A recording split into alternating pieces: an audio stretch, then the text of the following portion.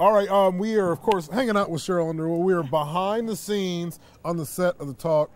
Sheryl, how are you? You guys just wrapped for the day. I mean, first off, how are you this morning? You know, I'm blessed and highly favored. This is a great job, a great experience. But I got to say to you, my brother, we're part of the CBS family, but we're part of the Greek family. I'm a Zeta and you're a Kappa. Yes, and yeah, very excited about it. Definitely, I was super excited to learn you're a Zeta, too. Of course, a little special Greek love. That's there. right. I love that. I love that. So talk to us about what's going on. I mean, obviously, for folks at home right now in the Fresno area, in the Valley area, getting a chance to watch you on TV every day. Let's just start off with what the phone call was like when you came to The Talk. Like, take us back there. Well, first, I didn't believe, and I tell this story in my stand-up act, I didn't believe that somebody was actually calling me, wanting me to come take a meeting. I thought it was just a general meeting. Usually a general meeting is just a meet, and if we ever have something for you, you come see, you know, you come see if you can fit in it or whatever. So I kept getting these phone calls. Well, really, I was talking to God, and I asked God, I said, order my stuff, tell me where you want me to go. So my phone started to ring. Somebody said they was calling from CBS. I didn't believe it, so I called all my friends in comedy. I called, you know, Steve Harvey, Jamie Foxx, you know, Chris Tucker, Kevin Hart, and everybody, and I told them, stop playing on my phone. Y'all play too much. Steve Harvey was the only one to say it might be CBS. Call him back. Went to a meeting, and now this is one of those fairy tale stories. These what do you call it when the overnight sensation stories? 4 days later, I had a job that I still have to this day. Wow. We got a chance to spend some time watching you today. Pretty amazing watching you on camera. Of course, we watch your stand-up. I love you in comedy. You bring a nice little flair. Tell folks at home that maybe haven't seen the show yet, what can they expect to see when they watch The Talk and see you? When they watch The Talk, one thing I love about being at the table with these 5 ladies, you know, is the fact that we're fun. We're just some regular girls with blessed, great jobs, and you know, being able to care for our families and everything. But we just talk like regular women. So for me, you're going to get the real experience. You know, I grew up in Fresno, and matter of fact, my comedy career after I graduated from Atwater High, go Falcons, went to Atwater High. Then I went to Merced College, and then my oldest brother Michael was living in Fresno, and I was in the reserve. I went into the reserve right out of high school up at Travis, but you could fly from the airfield in Fresno up there. So I was coming down to Fresno, and then I went to Fresno City College. But my first contest professionally was the funniest woman in Fresno. No way, are you kidding me? And I was so adult that I was not going to win anything, but somebody said, you were really funny.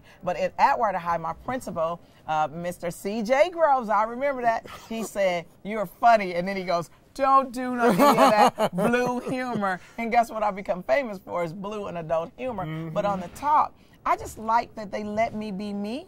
And they let me be as edgy, but they also let me be fun. They let me show that I do serve the Lord and that I'm trying to be a good Christian, but I'm very, very mischievous. And we just have a lot of fun. Amen to that. Yes, all right, I love it. All right, so take us back to your early years. Obviously, you spent some time there. You said your stepfather was stationed at Travis. Stationed at Castle. I was stationed at Travis. And I went into Desert Storm, Desert Shield at Travis.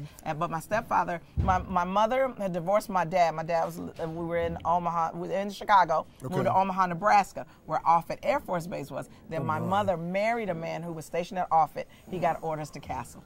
What do you remember about your time in the Valley growing up? What were your teen years like as you were running around the Valley? Listen, I loved it because I always wanted to live in California, and I always wanted to be in the entertainment business. Matter of fact, when I first came back after my husband died, because I met my husband at Castle Air Force Base, and then we ended up in Chicago after he got out of the Air Force, and I was in the Air Force Reserve. When I first came back, I moved to Burbank because I really thought that Johnny Carson and Bob Hope lived in beautiful downtown Burbank. So I always wanted to live in California. But when you're talking about living in the Valley, when you're going to the fair, you know, going to the county fair, when you're driving through the orchards and things like that, when you're just hanging out with your high school friends, you know, a lot of great diversity. You know, we have the duality in our life that we can live around and talk to and communicate with everybody.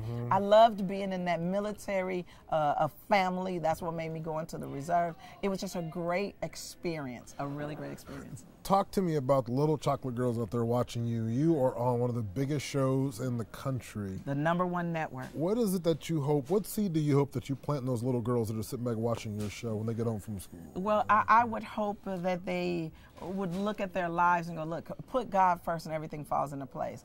Get an education. You don't have to, get advanced education. I have 4 honorary doctorates. I have a master's degree. I have a paralegal certificate. I have an associate's and a bachelor's degree. You don't have to have all of that, but it's good to have something to fall back on and a trade. But really be true to yourself and have a line that you won't cross. Here at CBS, when they talk about diversity, we have diversity at this table. When they talk about just being able to have an opportunity to do something you love with people you love, that's right here on the talk on CBS. And from me to all these little girls out there, I used to get my Easter clothes at Gottschalk's.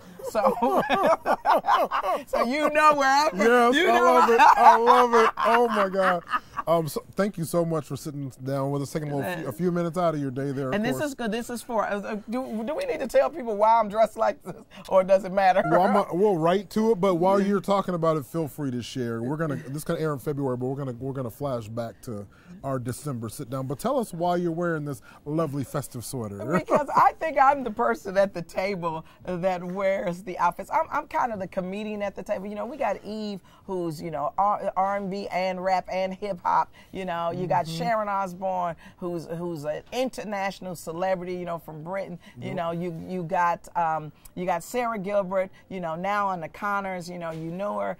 Growing up and everything. So I'm kind of the person that wears the Christmas outfits, and I'm kind of zany and wacky, and I really like that. And the reason I really like that is because when you come from a small town life, Fresno is the big city, but it's also the small town. Mm-hmm. And it's where you can shake hands and you make friends and you show up at the Christmas party looking just like this.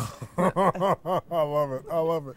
Thank you so much, Sheryl. Thank you. And of course, guys, we'll have much more from this interview, of course, on our website, yourcentralvalley.com. Absolutely. Central Valley. Oh, I think I will be interviewed. And I can't wait to come back. Oh my gosh. I cannot wait to come back. Sure.